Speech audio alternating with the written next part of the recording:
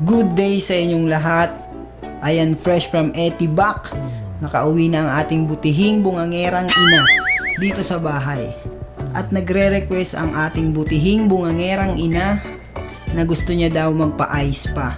Isa na namang pangarap ang ating tutuparin ngayong araw na ito. Dahil alam naman natin na ang ating butihing bungangerang ina ay isang person with disability. Kaya akay-akay ko na siya ngayon papuntang wellness center. Ayan ang aming spot ngayon, ang Nins Wellness Center.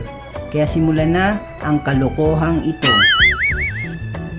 Ayan, sinisimulan na ang paglinis ng mata ni Mama.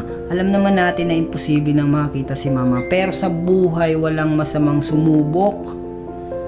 Ang importante sinubukan mo dahil malay mo, malay ko, malay nating lahat.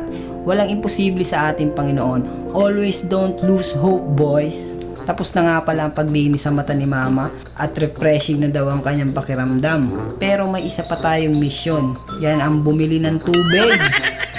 Dahil wala ng tubig sa bahay, nakakahiya naman sa mga minamahal kong kapatid. Baka wala silang mainom pagkagising nila. Pagod na pagod pa naman sila sa pagtulog. That's all for today. Salamat sa panonood. This is Val Esho. Live life, spread the love, and peace out, boys. Camera ready, action.